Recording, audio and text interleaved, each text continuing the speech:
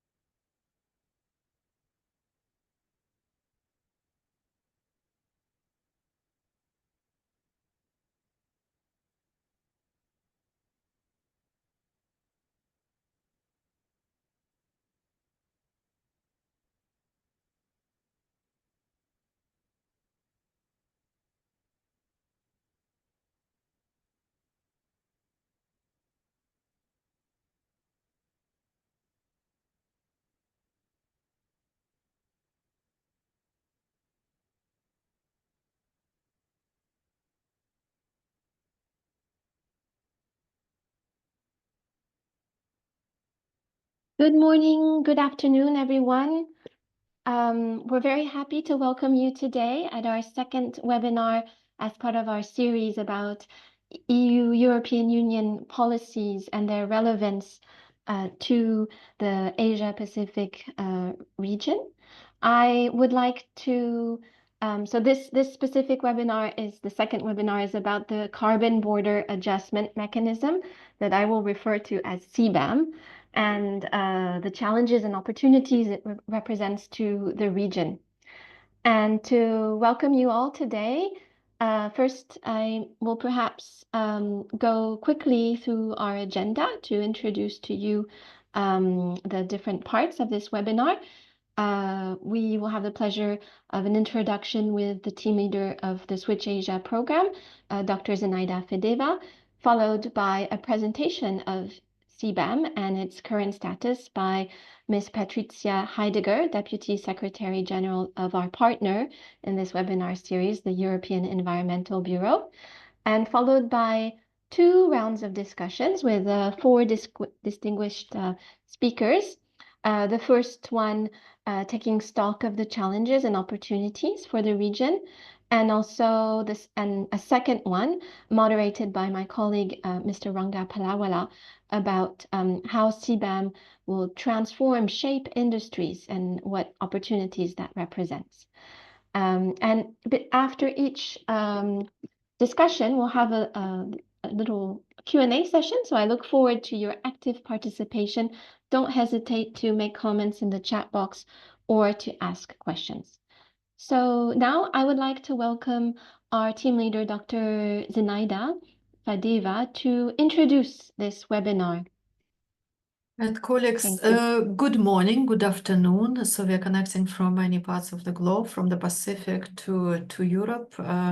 Indeed, it's very important topic we are going to discuss today for the reason that not only countries are feeling implication of this measure, but also from our side, it is a critical topic which connects the issue of climate change and global emissions and also material use. CBAM as we hear on multiple occasions today, aims at reducing global emissions and promoting cleaner production by addressing the cost advantages of goods made in countries with weaker emission standards. And those goods might be cheaper, but contribute certainly more to greenhouse gas emission and therefore incentivizing carbon leakages, where production shifts to countries with lower standards, or at least it can be an implication. CBAM, in our view, and by design, neutralizes this advantage by pricing carbon in importing goods similarly to the domestic ones, and therefore ensuring a level playing field. And what is very important that in the eyes of us working both with climate issues and resources is that by encouraging emission reduction in production, CBAM also enhances material efficiency and therefore can facilitate competitiveness of different sectors in developed and developing countries. But let me stress a little bit more this point of linkages between material use and climate change. Improving resource efficiency is closely linked to reducing emissions across supply chains. According to the reports of International Resource Panel, material production and processing accounts to close to a quarter of global greenhouse emissions, largely driven by energy intensive industries like steel, cement, and aluminium, among others. And so reducing material waste and increasing a recycling rate and adopting circular economy practices, we can lower emissions by an additional 20 to 40%, depending on the countries, by 2050. So according to this report, or reports rather, of International Resource Panels, and recent one has been launched at the beginning of this year, material efficiency measures could reduce greenhouse gas emissions by 35 to 40% in construction, operations, and deconstruction of homes in, say, G7 countries by 2050. But in regions like China and India, where carbon storage in wood-based construction plays a even larger role, emission construction could reach, or reduction in these sectors could reach up to 70%. So CBAM can therefore motivate developing countries to adopt technologies that reduce the carbon intensity of those processes, such as renewable energy and energy-efficient production methods. By integrating these measures, developing countries can achieve both compliance with CBAM and meaningful emission reduction, fostering sustainable energy supply chains and economic resilience. And we hope that the discussion today will help not only to deepen our understanding of implications of CBAM and accompanying measures, but also help us to see it as a path, one of the paths, to the global drive to transition to net zero, or even net positive world, as some say. So success to all of our discussion. Looking forward to that. Thank you so much, Zenaida. And now I would like to pass the floor to Ms. Patricia Heidegger as the Deputy Secretary General of the European Environmental Bureau, our partner for this webinar series. Patricia leads the EEB's work on sustainable development and environmental justice, and she follows intergovernmental processes at regional and global level with the UNEP, the UN Environment Assembly. She serves also as an elected regional facilitator for Europe for stakeholder engagement. So she really represents the voice of concerned environmentalists in Europe. So I leave the floor to you. Thank you, Patricia. You will present details about the carbon border adjustment mechanism. Thank you. Yes, hello, good morning, good afternoon, everyone. Good morning from Brussels. I'm really happy to be here and happy to see so many attendees, more than 100. That's wonderful. So yeah, I'll be speaking about CBAM. Why was it introduced? So what's the rationale behind CBAM? How does it work? I mean, the big lines, we're not going to go into a lot of details in the first presentation, but then also looking a little bit at the opportunities and the challenges, some of which have already been hinted at. So let me start by talking a bit about, what's the rationale behind this instrument. CBAM, Carbon Border Adjustment Mechanism, is relatively new legislation, European legislation, and it's part of the European Green Deal that we looked into in a bit more detail at the last episode of this webinar series. It's closely linked to the EU's legally binding target of reaching carbon neutrality by 2050. So it's one of several or many instruments that were introduced in the last years with this objective in mind. So as you probably know, within the EU, there's a system of giving a price tag or putting a price tag on carbon emissions through the emission trading system, short ETS. There's also a lot of national additional systems of carbon taxes and other measures. So there's an EU-wide system, and then there's also additional measures at national level, partially with some quite big differences in how much carbon is taxed or priced.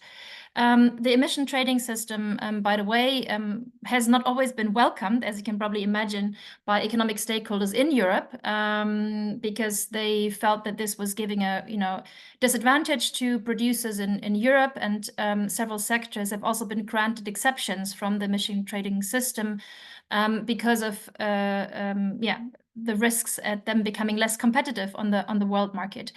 So CBAM as an instrument, and Zinaida has already referred to that, was designed to respond to what is referred to carbon leakage. So a phenomenon where companies that are based in Europe would shift their carbon-intensive production abroad to countries with less stringent regulation on emissions, or where local products simply get replaced by more carbon-intensive imports. Sorry, we can go to the next slide, please.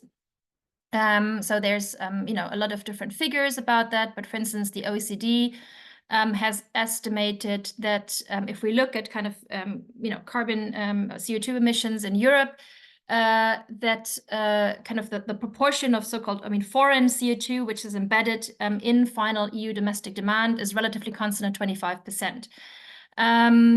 Then there is research about carbon leakages.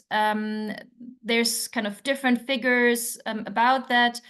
Some carbon leakages have been shown in different sectors, such as, for instance, steel and aluminum production, but also kind of refineries and parts of the chemical industry. So for obvious reasons, European industries have an economic and a financial interest in having a level playing field when it comes to price tags to carbon emissions. We can go to the next slide. But it's not just a kind of, let's say, a demand from economic stakeholders. Carbon leakages have also been criticized by various other stakeholders, also for reasons of economic and climate justice. So, in the past, there have been various stakeholders from the global south, governments, civil society, academia, different kinds of stakeholders that have been calling out the shifting of pollution towards poor regions of the world, including the outsourcing of greenhouse gas emissions from kind of highly industrial countries to countries in the global south.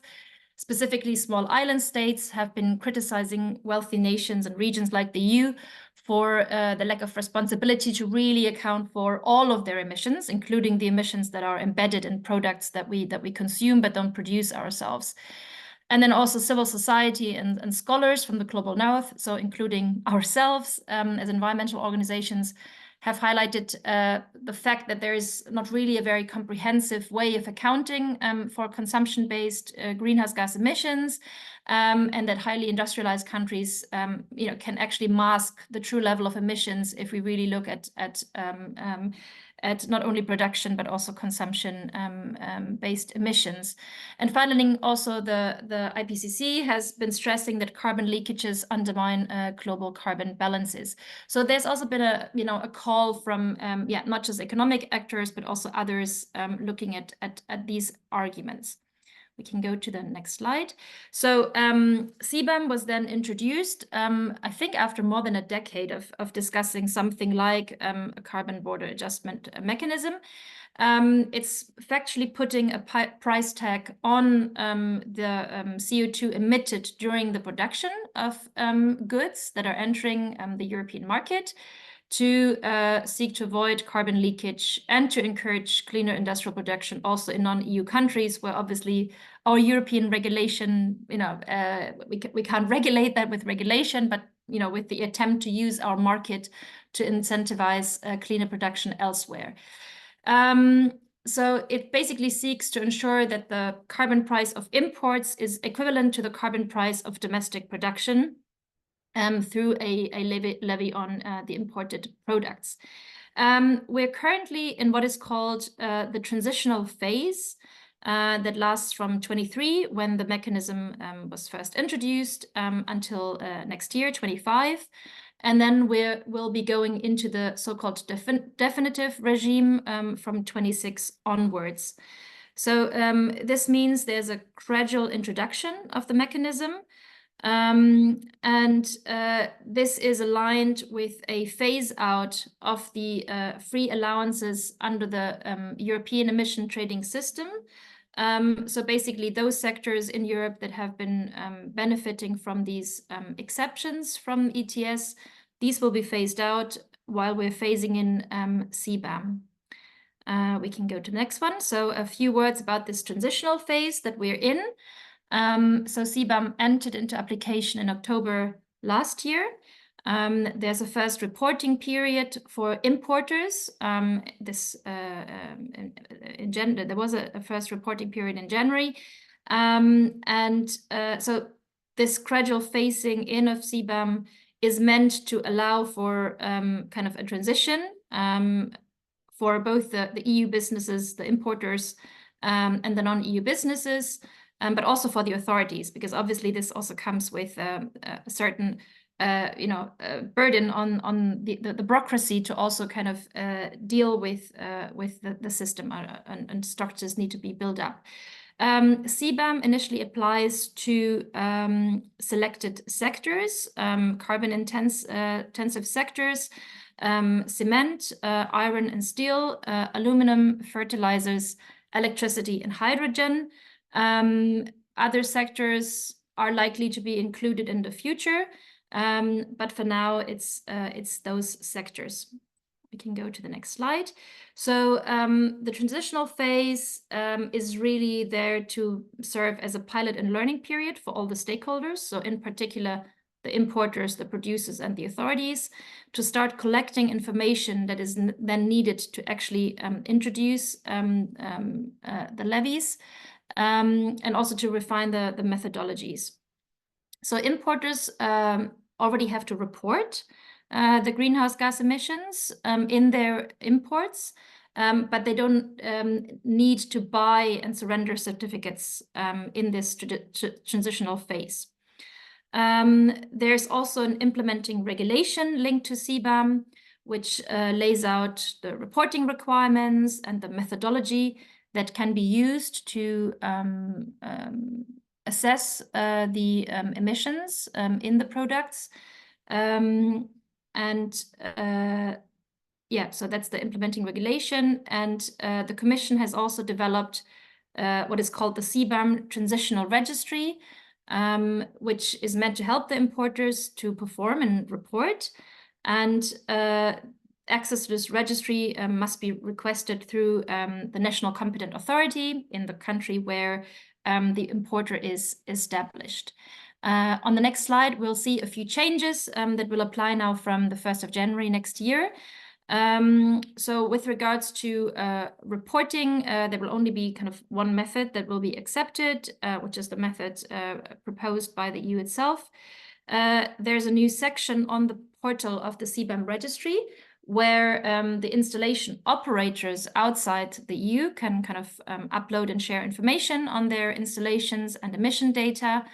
The importers can or will be able to apply for what is called authorized CBAM declarant status via the registry. And this will also become mandatory in a bit more than a year from now. So when the definite regime will start, and this will be open for registration from the 1st of January onwards. Then a few words about the definitive regime, which will start in a bit more than a year. So the EU importers that are covered by CBAM, they will by then all have to have registered with the national authorities, where they can then buy their CBAM certificates. And then the price of the certificates will be calculated depending on a weekly average auction price of the EU ETCS allowances, expressed in a cost of X euros per ton of CO2 emitted at production stage. The EU importers will have to declare the emissions embedded in all their imports, and then will have to surrender the corresponding number of certificates on an annual basis. If the importers can prove that a carbon price has already been paid during the production of the imported goods, then that would be deducted. So there will be no double pricing in that sense. According to figures I found, well, they're already a few years old, 2020 from the World Bank. The World Bank counted that there were 61 pricing initiatives globally, including 30 different types of carbon taxes. So if EU importers import from any of those jurisdictions, that would be deducted from their CBAM duties. We can go to the next slide. There's also a lot of resources already available on CBAM, mostly through resources provided by the European Commission. For instance, there's a self-assessment tool for importers to the EU, so that's more for like the domestic players.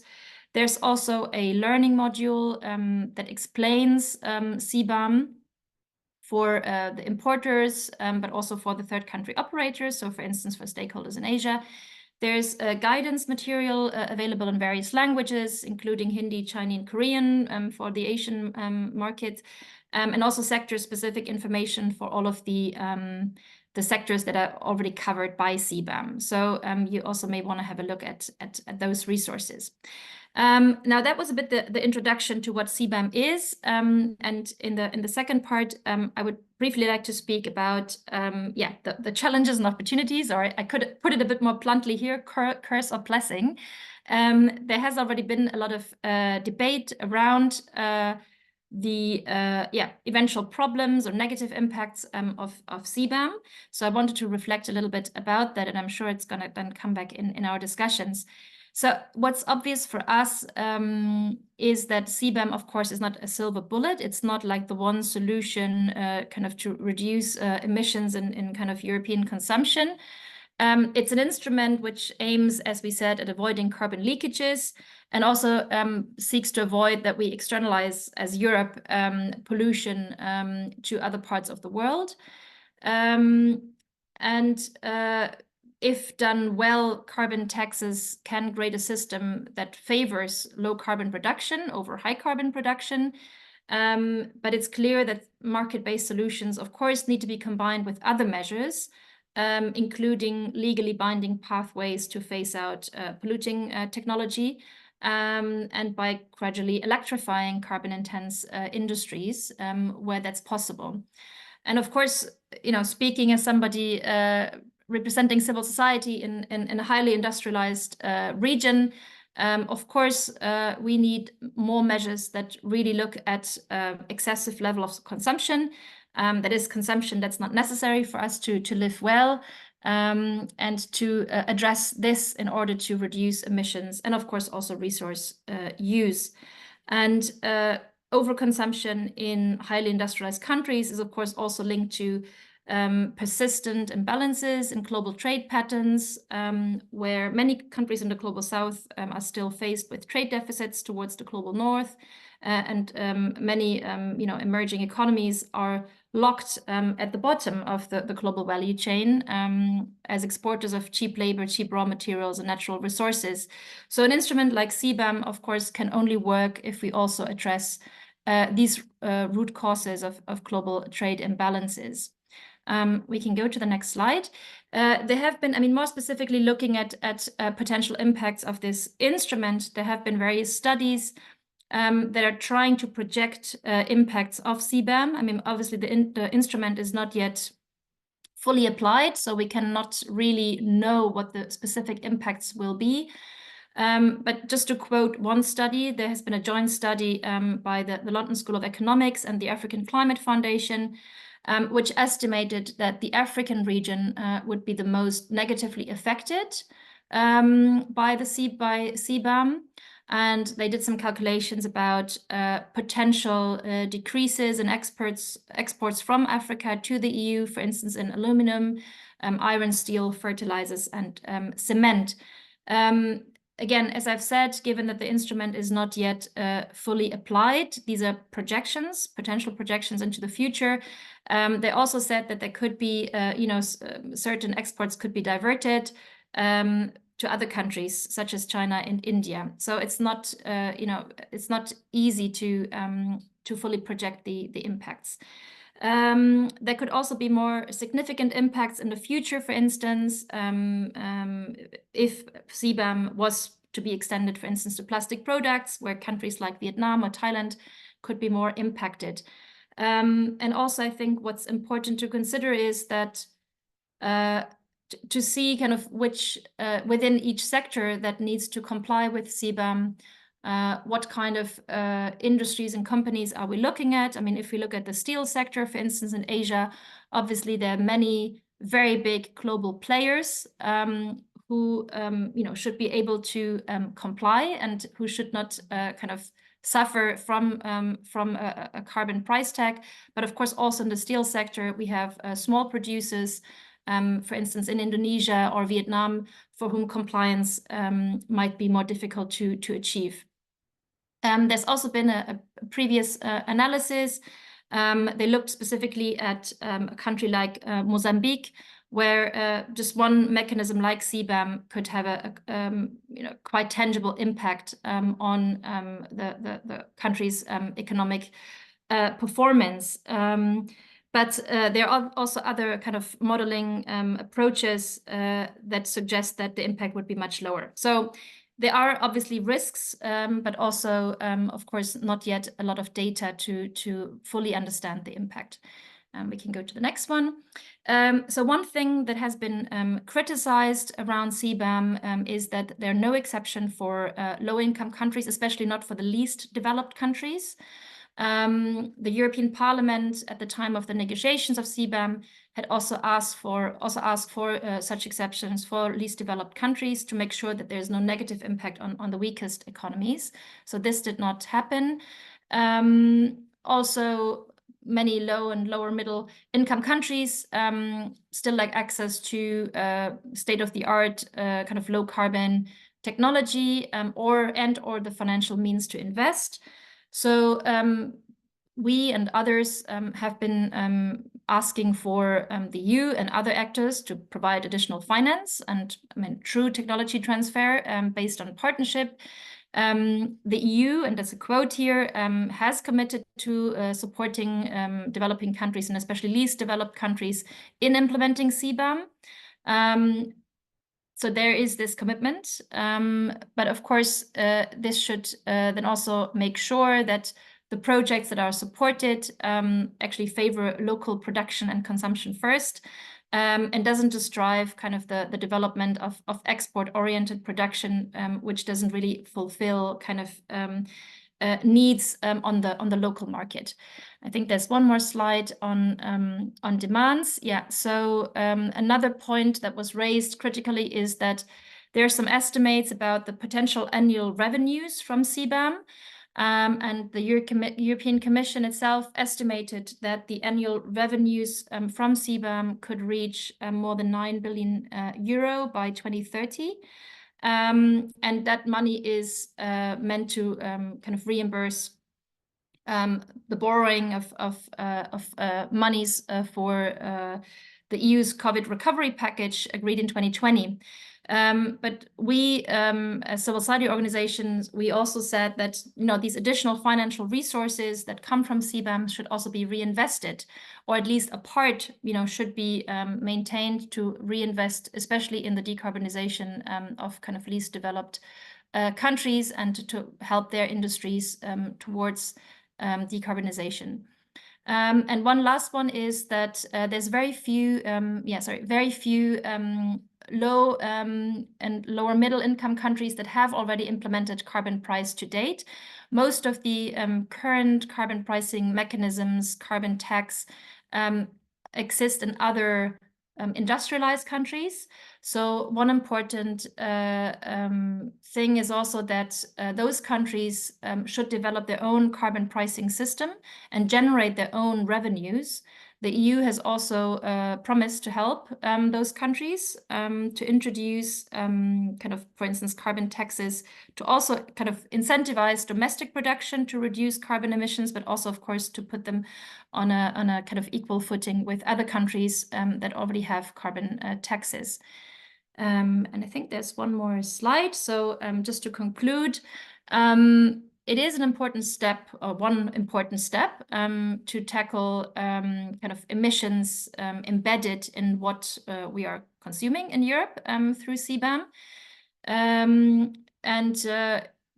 This measure can, of course, create incentives for industries in third countries to decarbonize and to innovate, even where this is not yet demanded by domestic legislation. But of course, there are arguably not yet enough provisions for what's generally referred to as the common but differentiated responsibilities in the design of CBAM, especially looking at least developed countries or kind of fragile economies, fragile sectors. This is obviously difficult to defend, and that I'm saying that as a representative of the environmental movement in Europe. It's difficult to defend given that the EU, of course, has much higher per head emissions of carbon than most low and lower middle income countries. So we believe that there needs to be kind of clearer and more generous support to affected countries for their decarbonization path. So I'll stop here, and I'll be looking forward to the discussions. Thank you so much, Patricia. And as you were speaking, everyone was asking if they could have your presentation, so I think it was very appreciated. And just to make it clear that we will share it by email with all participants, so you will receive it. And of course, the recording is available after this webinar as well. It's shared with all participants. Thank you very much. And now I will introduce the speakers of our panel, our distinguished speakers, starting with Mr. Sander Hapetz, who is first secretary at the EU delegation to Indonesia and Brunei Darussalam, as well as to at the EU delegation to ASEAN. So he used to work for some years in Brussels at the Directorate General for Regional and Urban Policy, where, among other tasks, he coordinated the Just Transition Fund, which is a fund that invests 19.7 billion euros in the EU regions most affected by the transition to a climate neutral society and economy. So he knows very well the impact that these policies can have. Today, he covers climate action, environment, and digital economy at the EU delegation to ASEAN. And so he works really on the sustainability issues and is in constant dialogue with the ASEAN Secretariat and ASEAN member states. He holds degrees in linguistics and international relations, and previously he worked at the permanent representation of Belgium to the United Nations in New York.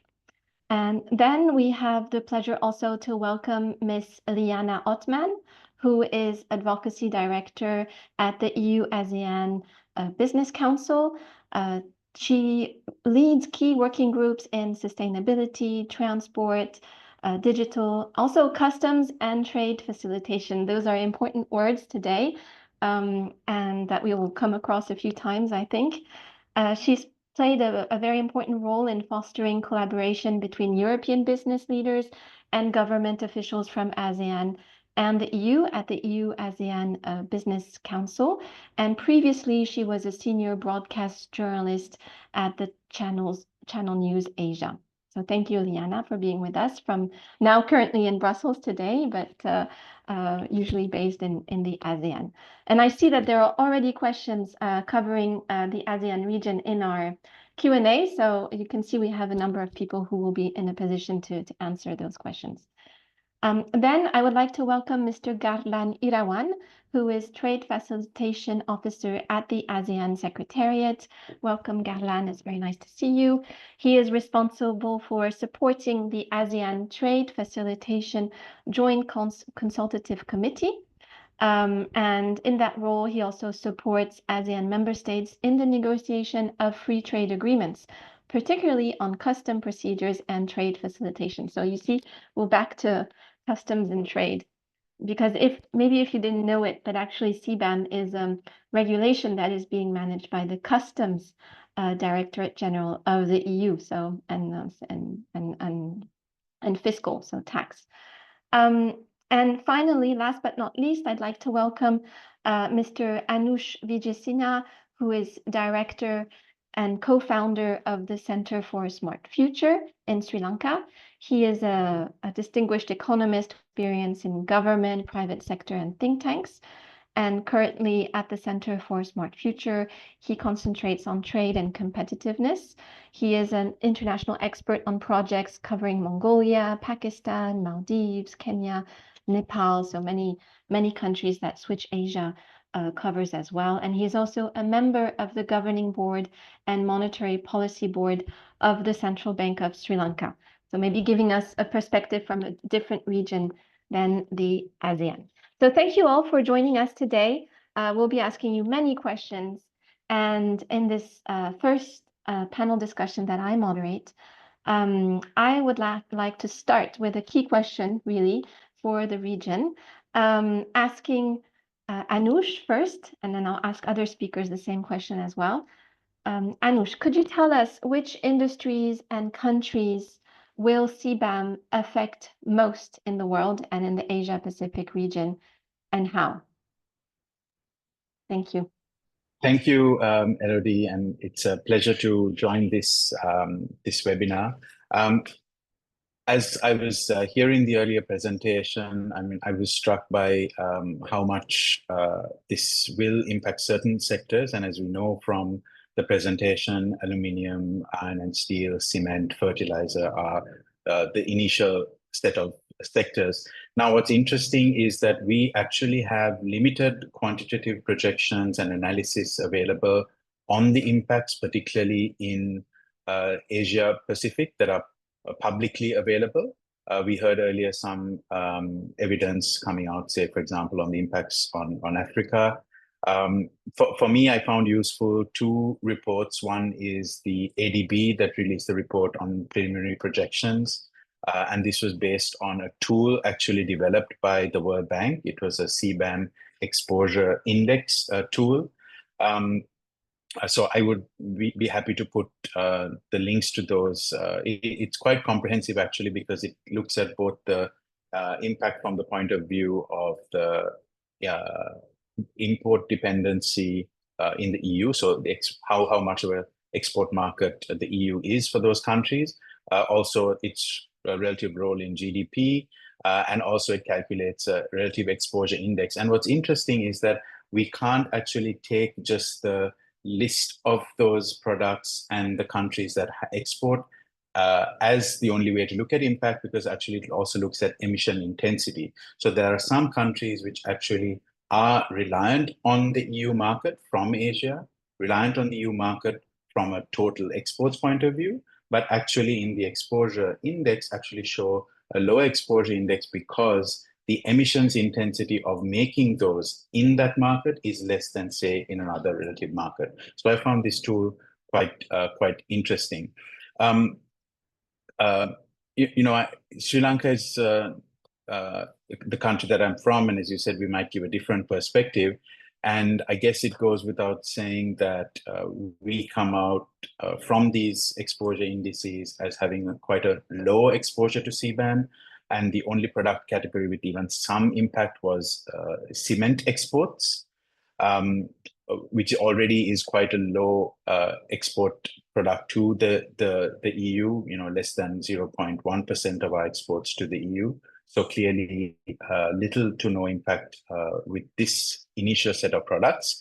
But I want to end my remarks just by flagging that we clearly can see that this is the start of a journey that the EU is on, and there's clearly a stated intent to expand the products.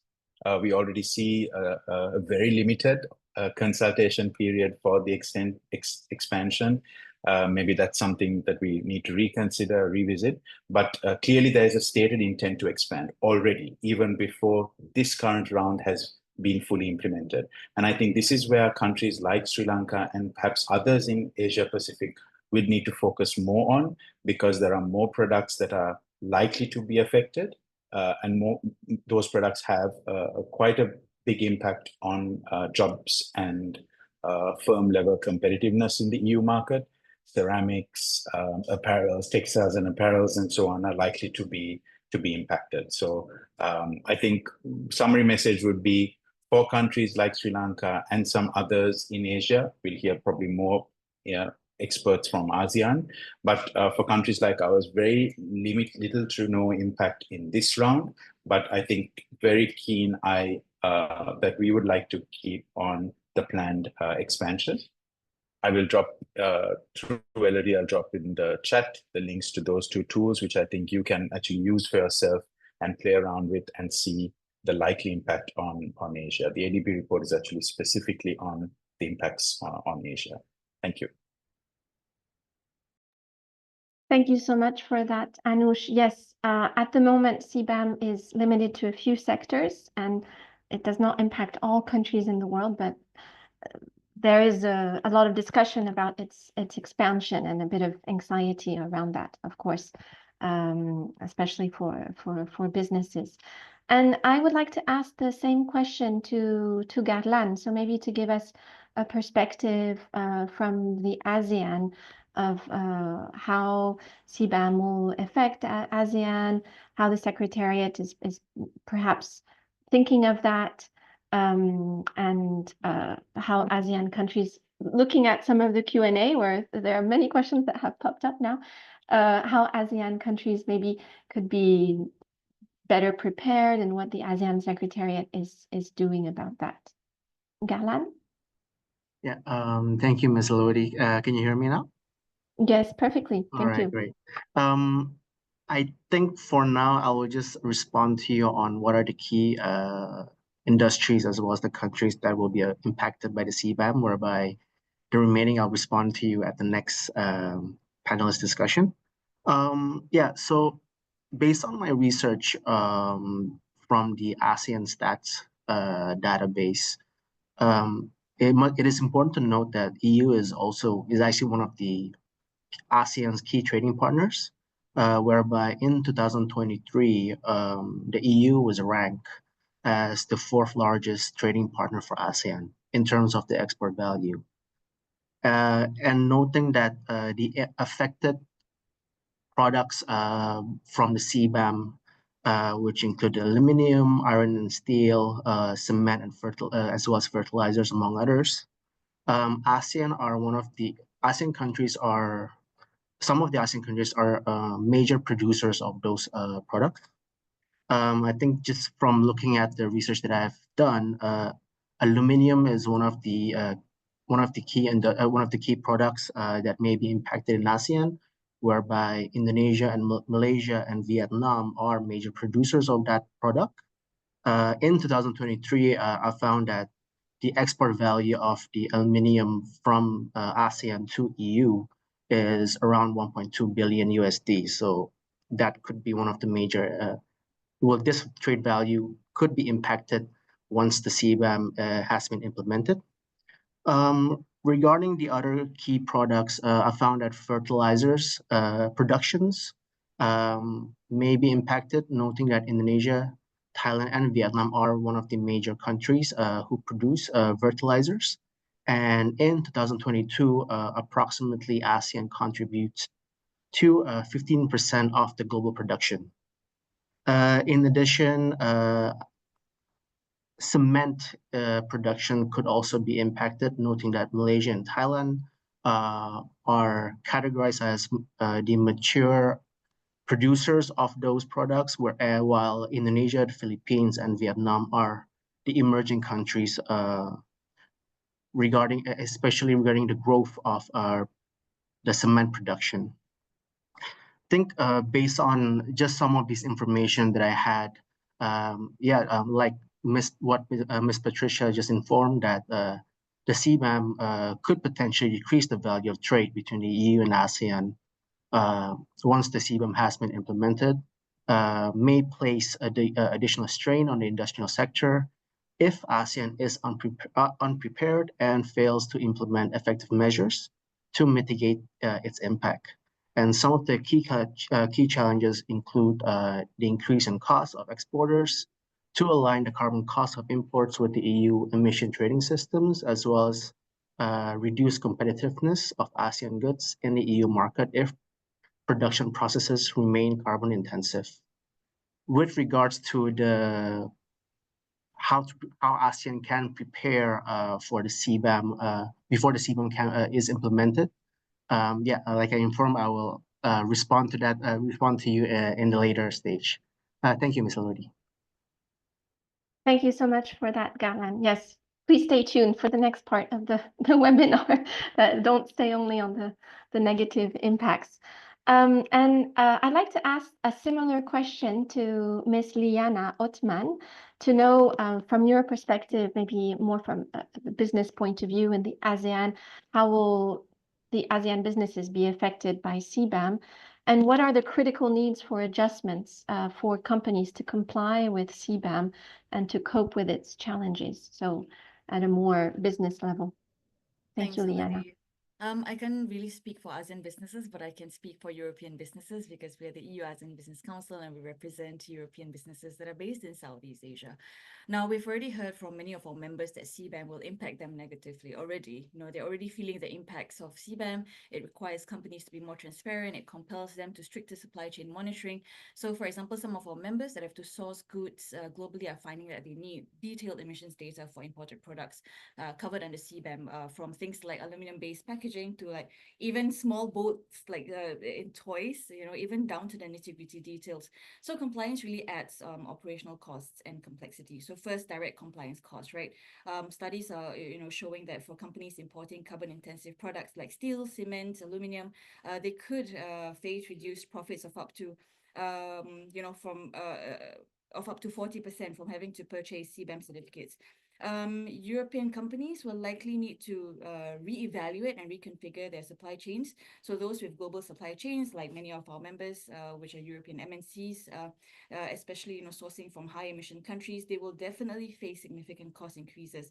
So they have to, you know, consider switching suppliers to those with lower embedded carbon costs. So this could disrupt, you know, existing supply relationships and lead to increased costs because of, you know, the changing the supply conditions, right? Not to mention, you know, the fact that companies are having to adopt more transparent carbon reporting mechanisms. They need to track emissions, they need to invest in low carbon technologies, all of which will be significant investments. Now, it's not easy, right? MNCs are already struggling with the complexities of collecting and verifying such data, especially because they rely on multiple suppliers from various different jurisdictions where, you know, carbon reporting standards, they definitely differ significantly. So the question for companies is that who will bear the cost of compliance, right? Will it be passed down to consumers? This is all not clear yet. So it not only affects the profit margins of European companies, right, but it also diminishes their competitiveness. So, I mean, I can tell you over the months, we're seeing companies getting more and more anxious about compliance. We've been organizing things like explainer sessions like this one, you know, calling in external experts to explain to companies how to comply. And these are big MNCs with like legal departments, you know, regulatory experts, trying to understand what exactly is needed from the EU in regards to CBAM. They need to they're figuring out what to look out for because it's also complicated.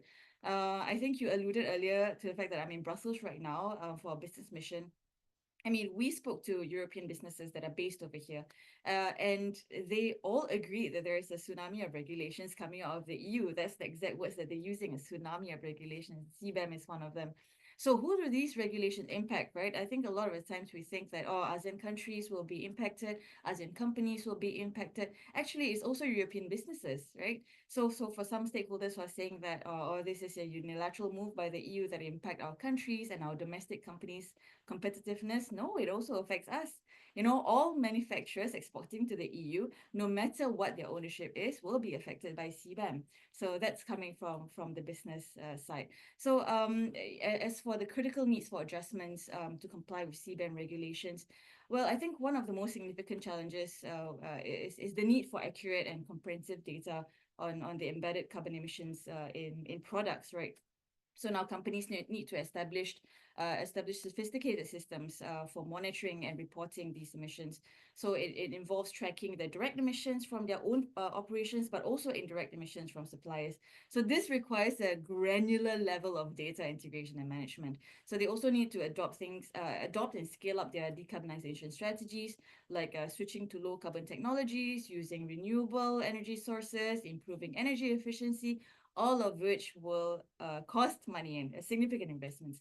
So really, to help companies cope, I think a lot of the European businesses are asking this: if the EU could provide educational resources on CBAM compliance. Now, to be very fair, the Commission has been doing outreach in the past year or so. So I got to give it to the Commission, right? So they've been doing outreach, especially in ASEAN, especially with businesses. But we felt like this was a bit retroactive. So I think there's also now a checklist for CBAM, but I understand there are also from companies that this checklist is also very complex and complicated and hard to decipher. Like I said, big companies are already struggling, so I can imagine how MSMEs are dealing with this. We could look at things like technical assistance and funding to help companies transition. This is something that I agree with Patrizia earlier in her presentation. Now, I think I know some of my colleagues will allude to this later, but we also at the EU ABC agree with Patrizia that ASEAN countries should establish their own robust carbon pricing mechanisms like carbon markets or carbon taxes, because then importers could then offset the EU's CBAM levy by proving that they have already paid for the carbon emissions in the exporting country, right? So this means that revenues could stay within the ASEAN member states, rather than being transferred to the EU through CBAM charges. I also want to take this moment. I'm rushing through this because I have to leave in about 25 minutes or so. But I wanted to answer a question that was raised by one of the audience members. The Philippines has no carbon pricing system yet. And how can the EU help with this? How can the country reach out to the EU? From the EU ASEAN Business Council, what we've been doing is we've been writing to the EU Commission. We've been sitting down with them as a business council. So if you are a company that has links to a trade association, please work through them, because they have a not a direct link, but they can reach out to the EU, for example. And we are here in Brussels. We are speaking to the ASEAN embassies over here. So for example, we met the Philippines embassy over here, and they are much closer to Brussels, right? So that's another way that you can reach out to them. So reach out to your trade association, your European Chambers of Commerce. These are all channels for you to reach out to the EU. Thanks, Elodie. Thank you so much, Liana. And you did very well to answer to the question directly. I invite other speakers to do so.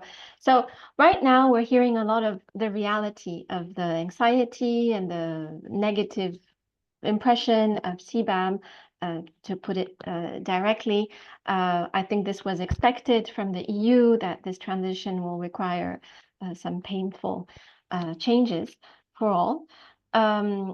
But to keep in mind the greater ambition of this regulation, I will now ask a question to Sander, but also invite you, Sander, to, I mean, we're putting you in a difficult position after these interventions, but feel welcome to respond to these these statements, and to clarify also from your perspective if it's needed. So, but also from your perspective, what is the potential interplay between the discussions that are happening now in the different COPs on Article 6 of the Paris Agreement on the market mechanism and the pricing of carbon, and CBAM? So how does this all link? And what are the synergies between CBAM and the climate agreements that we're all trying to meet? Thank you. Thank you, Elodie. Thank you for having me, and thanks for organizing this interesting webinar. I think, every transition is, of course, quite painful, but we are here to make it less painful, and initiatives like this webinar also help. So yeah, thank you for the question on Article 6 of the Paris Agreement, because indeed this is another aspect that comes into play into all these discussions. And from the EU, we are very happy with the agreement that was reached in Baku at COP29 on the rules that govern Article 6 of the Paris Agreement, because we think it will bring greater environmental integrity, transparency, and accountability to international carbon markets. And I think this agreement has also made that the discussions on carbon pricing and carbon markets have increased, and the interest has increased in recent weeks. So within the CBAM, any amount that is paid in as a carbon price, so this can be in the form of a tax, a levy, or a fee, or an emission allowance, will be deducted from any allowance that needs to be paid in the CBAM once it's in its full force, and that covers essentially compliance schemes, so rather than voluntary carbon markets, and most compliance schemes allow for at least part of the obligation to be met with the purchase of carbon credits, either on a domestic or international market. So this is why it is very important that we now also have an agreement on how it will work in the context of the Paris Agreement.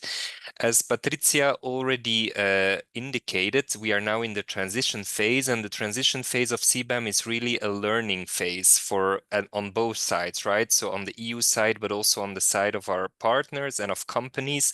And as part of this, we are conducting also several studies, including studies on existing carbon pricing schemes in third countries. And this will help us to really shape the final rules, and also bring the evidence on how to bring the evidence on what kind of carbon prices have been paid before entering the EU market. So this is really something that we are working on. Let me also take this opportunity indeed to respond to some of the comments already, but I think in the second panel round, I will speak rather to the opportunities and the positive stories that I'm hearing in Southeast Asia of CBAM. But I wanted to come back to Patricia's comment, and by the way, the presentation on CBAM was really very, very good, so thank you for that. But the comment regarding the common but differentiated responsibilities, because I think really to the contrary, the principle of the common but differentiated responsibilities also gives us in the EU a much higher responsibility to take the lead. And this is exactly what we have been doing, both at the global stage, but also internally with the European Green Deal, of which, of course, CBAM is part. And taking the lead also means that we have to take care of our consumption and the impact that our consumption is having in terms of emissions in the rest of the world. So this is where CBAM comes in, and in order to prevent carbon leakage, we really have to make sure that there are no backdoors, right, to the CBAM.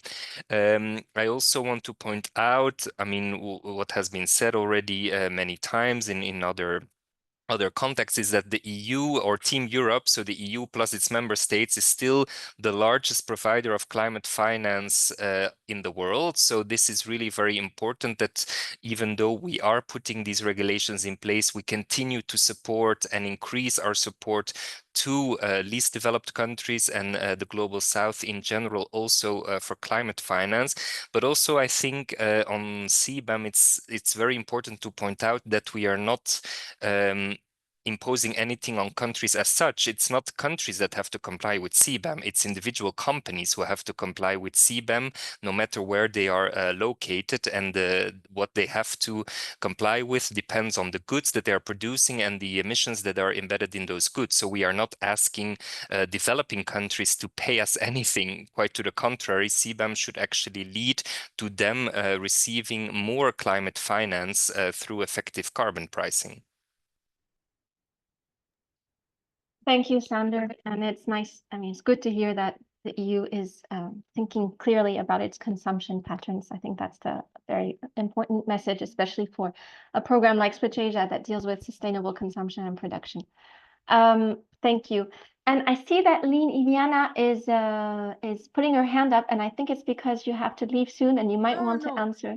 No? Okay. No, Elodie, I actually have a question for Sander. It's just out of my curiosity, and I might have missed it already. I'm wondering the funds collected from CBAM, where will it be channeled into? Are there any plans to, you know, be directed towards like international climate finance to support developing countries? Like you mentioned, the countries are not the ones paying the CBAM prices, right? But is there any way that the funds will be directed towards helping developing countries in transitioning to low carbon economies, like capacity building efforts and technology transfers, things like that? Just out of my own curiosity, or I might have already missed it. No, you haven't missed it. The discussions on the EU budget are always very complex, right? And we are currently really at the stage where we are starting to discuss the next multi-annual financial framework that will kick in as from 2028. And it's in that context that this question needs to be framed. So the CBAM will indeed create revenue into the EU budget, like other, you know, levies and customary policies are already creating revenues.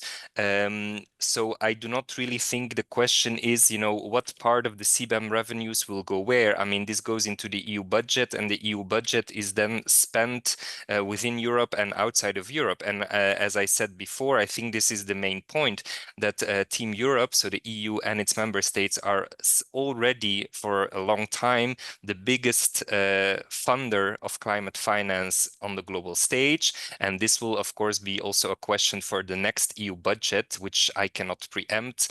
But I would expect that we will continue to support climate finance. And in the context of CBAM more specifically, there are several programs already supporting it, but there is also, apart from funding, other kinds of assistance that we're giving. And I think I will get back to that also in the second round.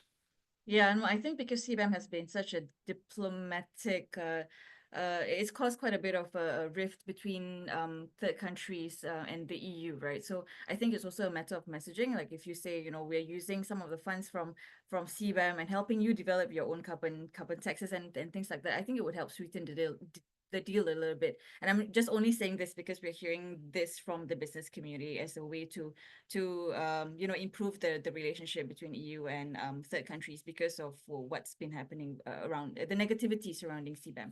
So thank you for that. Yes, thank you, Sander and Liana. It's some of the questions in the Q&A were about this, like how will EU support, etc. So yes, people are asking themselves. Yes, exactly. That was raised in the Q&A. I see in the chat as well. So now we're a little bit late, so I'm gonna pass the floor to my colleague, Mr. Ranga Palawala, for the second discussion, which everybody wants to add to what they've already said in the second discussion. And I'd like to invite perhaps Mr. Serge Doussan and Janet Rabot to place their questions in the chat or in the Q&A at this point, just to make sure that we see what you wanted to say if we're not in a position necessarily to hear you before the end of the webinar, but up to you to see how you want to do it then. And now pass the floor to Ranga. Thank you very much to all the panelists. Thanks, Elodie. Right. Thank you, Elodie. Thank you so much. And it's a really good discussion happening around the CBAM. Thank you very much for the panelists. I'm going to continue the discussion a lot. I'll start with the Garland, actually. And of course, the compliance to the CBAM regulations requires the exporting industries to prepare and comply with different regulations. And what are the requirements and what would be needed by the exporting industries to prepare and comply with CBAM regulations? So Carla, over to you. Yeah. Thank you, Mr. Ranga, for the question. I think as everyone's aware that CBAM is quite a new issue. It's one of the emerging issues in terms of trade facilitation. So I think one of the few things that the ASEAN would need to do is first, of course, we need to strengthen the cooperation between ASEAN and EU to address the potential negative impact arising from CBAM to the trade value between ASEAN and EU. This could be through capacity buildings and best practice sharing, as well as technical support for ASEAN governments and private sectors to maintain the ASEAN's capability to export relevant products to the EU. Further as well, I think if everyone's aware, the ASEAN has already adopted the ASEAN carbon neutrality strategy, which comprise of 8 key strategies that aim to kickstart ASEAN journeys towards carbon neutrality. The 8 strategies include acceleration of green value chain integration, regional circular economy supply chain, connectivity of green infrastructure and market, interoperable carbon markets, credible and common standards, attracting and deploying green capital, green talent development and mobility, as well as green best practice sharing. This comprehensive strategy would reflect the ASEAN's commitments to achieving the carbon neutrality while fostering sustainable growth and regional cooperation. Further, currently, ASEAN is also developing the next strategic action plan covering 2026 to 2030, with one of its focuses on mainstreaming climate responsive principles across all economic dimensions in building ASEAN's long-term resiliency. Future initiatives will focus on prioritizing regional initiatives that can support implementation and transition to eco-friendly practices across industries, thereby reducing ecological footprint, mitigating climate change impacts, as well as meeting the rising global demand for sustainable products and services. Unfortunately, I cannot mention much about this part because it is still under development, and hopefully it would be the public version would be published hopefully by next year.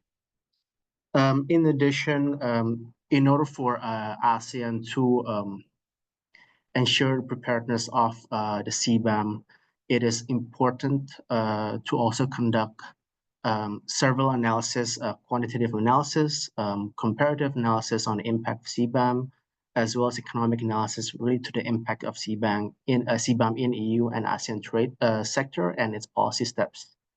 This would include a roadmap for ASEAN in terms of, as well as recommendations for ASEAN in terms of the trade policy and other policies in other sectors and other ministers in order to tackle the negative impact or the potential negative impact of CBAM. So I think, Mr. Ranga, that's all that I can mention for now. Everything is still under development. However, ASEAN is very committed to ensure that they are prepared for the implementation of the CBAM, and hopefully everything will run smoothly in the future. Thank you. All right, thank you, Garland. Thank you, and it will be interesting to see the in the public domain once it's published. The strategy, I think, it will be kind of a learning material for the other countries as well. Anush, if I forward the same question to you, because you have been engaged in analyzing the impacts and developing some sort of strategies for the industries to prepare to comply with CBAM and the regulations. Would you like to speak some points on this?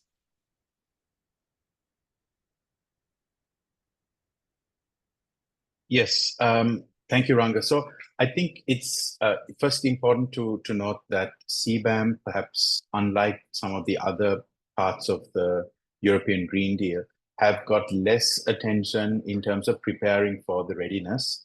I think perhaps because it's not seen as severely impacting today. And I think maybe countries like Sri Lanka are taking things a little bit for granted because you don't see those big impacts, whereas we can see other larger exporters, more consequential exporters of this first round of products they have become they've been a lot more vocal. They've been taken very public stances. They've begun to deal with their domestic policy and regulatory landscapes for that. We haven't seen that happen in countries like Sri Lanka.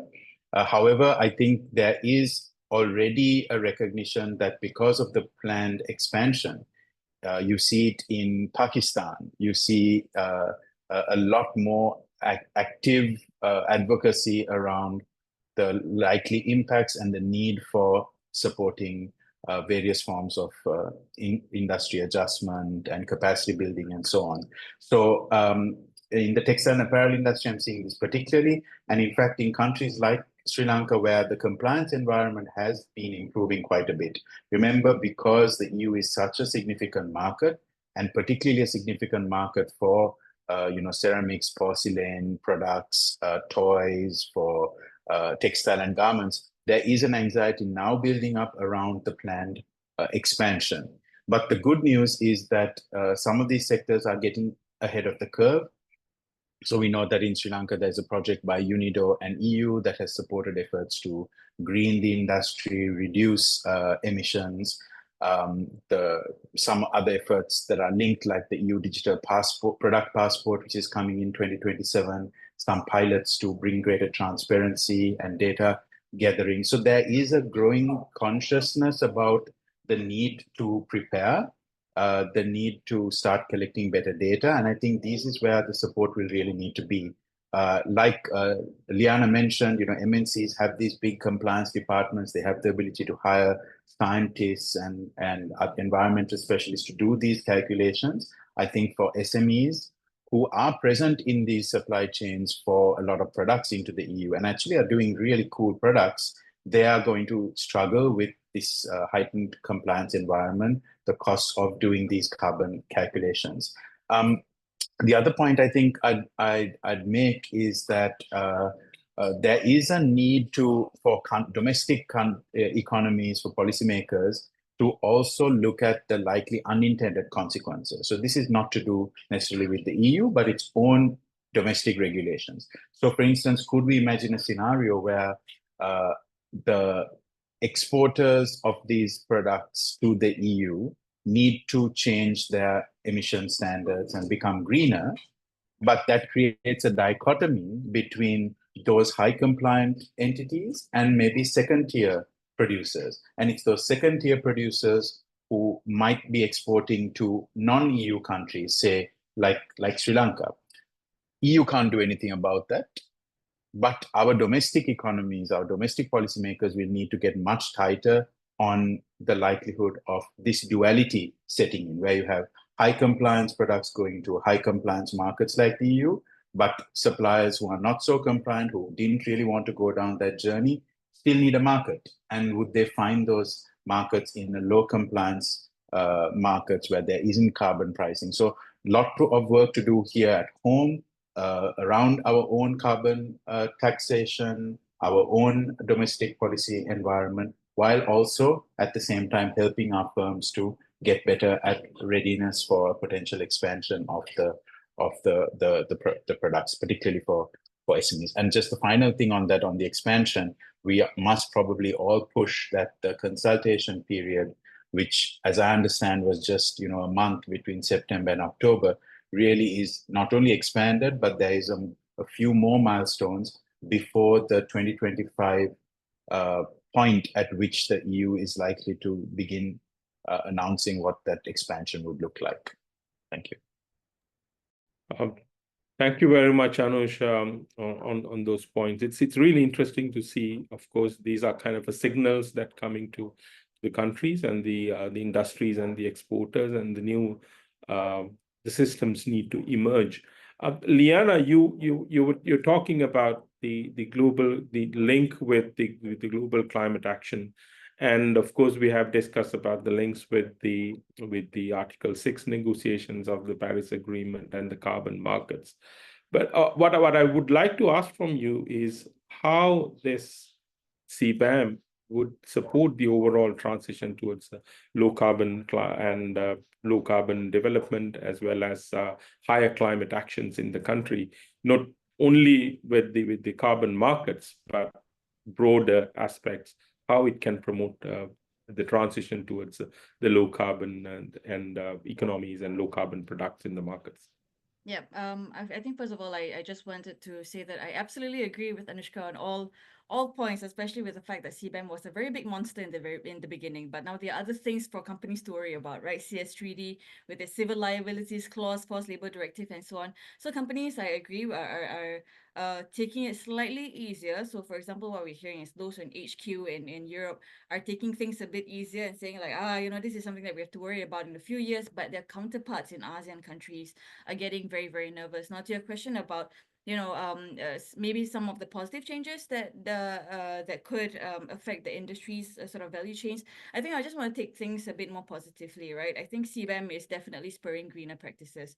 So companies, they are currently being incentivized to reduce their carbon footprint because they want to avoid the financial penalties associated with CBAM. Like Anushka said, the EU continues to be an important market for companies. So this would lead to significant investments in things like energy efficient technologies and processes. It could stimulate innovation within industries by pushing them towards the adoption of things like advanced technologies like carbon capture and storage like CCS, renewable energy integration, process redesigns, and so on. So all of these will not only help companies comply with CBAM, but also position them as leaders in green technology, right?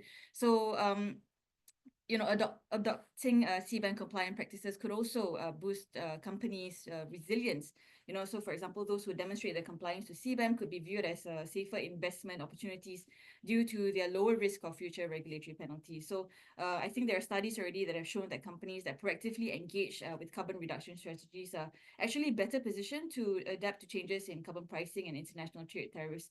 All of this are expected to become more common globally. The EU just started the ball rolling. You're looking at other countries and other jurisdictions possibly implementing similar carbon taxes.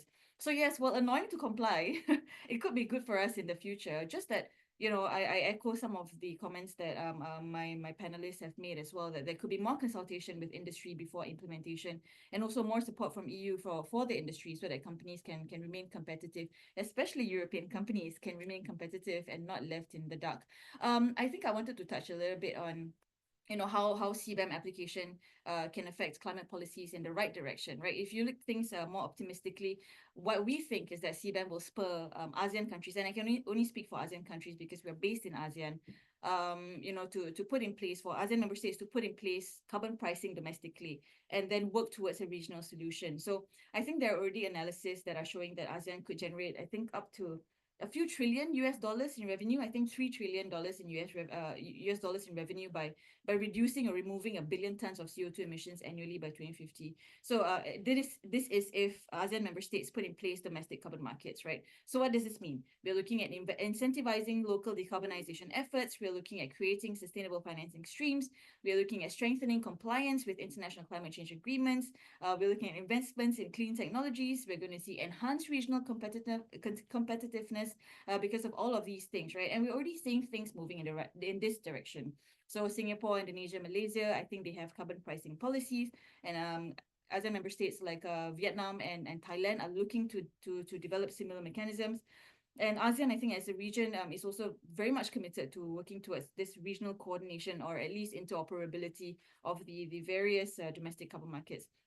And there's so many initiatives which I'm sure my ASEAN colleagues will explain. Of course, there are issues remaining around things like harmonizing the very different regulatory frameworks and ensuring transparency and trust across the various ASEAN member states. But, it's moving in the right direction. I want to also just to say that, ASEAN also needs to look at greening its supply chains to maintain its attractiveness as an FDI destination. There's so much that this region can offer. Because if they don't green their supply chains, companies will have to move out to countries or regions that can provide them with cleaner technology for manufacturing. So for example, we've already heard Samsung in Vietnam having to pull out of major investments because the energy supply in the country just wasn't green enough. So yeah, I think those are some of the key points that I'd like to make. I also have to apologize. I have to leave now. I wish everybody a fruitful discussion. If you have any questions, please do not hesitate to reach out to me on LinkedIn. Yeah, have a good day ahead. Thank you, everybody. Thank you, Liana. Thanks for your time, and thank you very much for your contributions to the webinar. I think it was very interested to hear from the ASEAN business perspective in that. Sandra, may I turn to you now?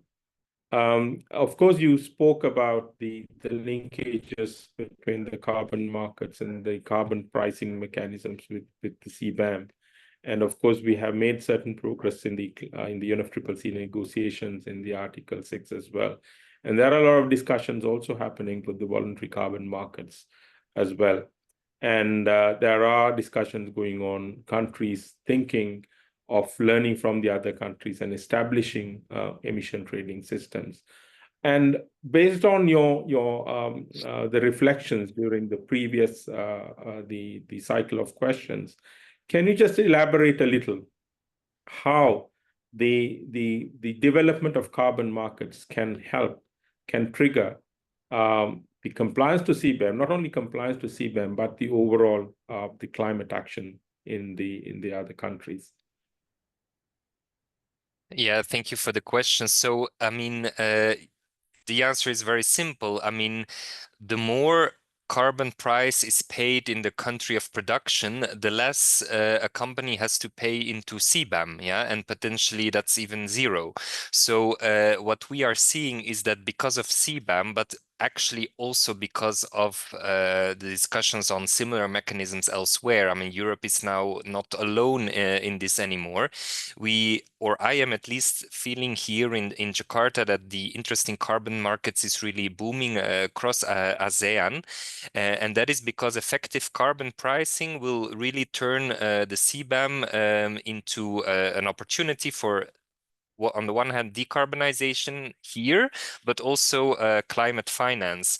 And I want to speak a bit about what we are already doing, because many questions are, okay, what can the EU do to help further? So very concretely, what we are already doing in the countries that I am dealing with. So in Indonesia, where there is a new government since a couple of weeks, we see that there is really a great interest in carbon markets from the new government, both the voluntary carbon markets and compliance markets.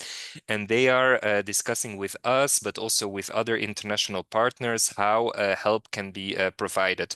And one of the things, of course, that the EU can do is to really share its experience with the EU ETS, because let's face it, the EU ETS is the most successful carbon pricing policy anywhere in the world. And we have now, decades of experience with this system, and these are both positive and negative experiences, because of course the ETS was not successful from day one. So we have a lot of lessons that we have learned that we can share, and this is also what we are hearing from partners in Indonesia. Help us in developing our compliance carbon markets. And for this, one of the things that the EU has set up, that the European Commission has set up, is a task force on carbon pricing and carbon markets diplomacy. And this is one of the additional ways in which we will help other countries, apart from the financing that we are already providing through several programs. And concretely, I am currently preparing a visit of this task force to Indonesia. And one of the other things that we are doing here in Indonesia, for instance, is to really help the development of green industry, because contrary to some of the comments that I've heard in the webinar so far, I really hear also a lot of industry here in Indonesia that is super enthusiastic about the CBAM. And that is in particular those that have already taken the choice of investing in decarbonization. And I, for instance, visited yesterday a steel plant in Indonesia that has already been investing in decarbonization, in making their steel production less carbon intensive. And for these kinds of companies that are fully Indonesian companies, they see the CBAM really as a way of becoming more competitive in the international market. And they are hoping for supportive policy environment in the country. And this is something that has really been pushed by CBAM, and that will have very positive impacts on those companies that want to be front runners in their sectors. And so this is a really very good trend that we are seeing. Now, apart from Indonesia, as was said before, there is interest in carbon markets in other ASEAN countries like Singapore, Malaysia, Thailand, and we are working with those countries too. We are also trying to organize things at ASEAN level, but these are not yet very concrete, but there is this interest both at the level of the countries and at the level of ASEAN. And with our climate diplomacy and carbon pricing diplomacy more specifically, which will, by the way, be a priority of the Commission that just took office 12 days ago. So in the next 5 years, you can expect more diplomacy on carbon pricing. We will really try to help set up as many effective carbon pricing mechanisms around the world, which will eventually mean less revenues for the CBAM, but more revenues for the countries. And more support for companies that are already investing and will continue to invest in decarbonization. So this is a few examples of what we are doing, and that what we will continue to do. If I don't get the chance to take the floor after this, I just wanted to say that anyone who feels that their question has not been answered, and if it's a question really directed to the European Union, feel free to reach out through whatever channels that you may find, LinkedIn or just an email or whatever, and I will help and others will help to make sure that the question reaches the right person who can give the reply. Thank you so much, Sander, for that wonderful explanation and the linkage. And of course, thank you all the panelists, including Patricia, for answering some of the questions on the chat. It's very important. And of course, there are so many other questions that we might not be able to address during the webinar, but as mentioned, we might be able to link you up with the relevant the panelists, and the experts probably provide that answers. Fortunately, we are running out of time, but I think I can take just one the more question to before we the wind up. Probably this can be answered by Anush or Garland or any of the panelists. My question is, what would be the new policies that would emerge as a result of CBAM? From your experience and from your thinking. Make it very short, but I think that's an important area to explore.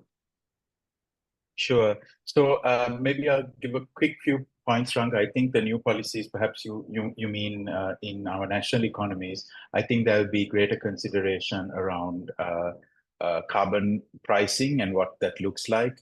There would be policies that are veering towards maybe a new iteration of industrial policy, where the governments would have to strategically look at how to support the transition, energy waste, and so on of some of these sectors. The industry, as I mentioned, some industries like apparel are already doing it, but I think some new policies we will probably see it being taken up. And I also think, and this is something that some of our smaller economies don't seem to be doing, I think policies around how the country engages at a regional and global level around it. So I can't say that we see in the South Asia region the same kind of coordinated response that ASEAN seems to be having, and the kind of regional cooperation. So policies around other sub-regions in Asia, like South Asia, how there's a joint kind of policy approach or joint view, particularly with dealing with some of these new regulations. And I think someone pointed out in the chat, increasingly these are not only going to come from the EU, different permutations of it are also going to come from perhaps other developed economy markets, which are important markets for our exports. So it's not just going to be how do we just comply with the EU regulations, it's going to be how do we prepare ourselves, arrange our policy frameworks to prepare for the overall new reality that's coming. Thank you very much, Anush. Yes, Galan, I can see your hand. You can take the floor. Yes, thank you, Mr. Ranga.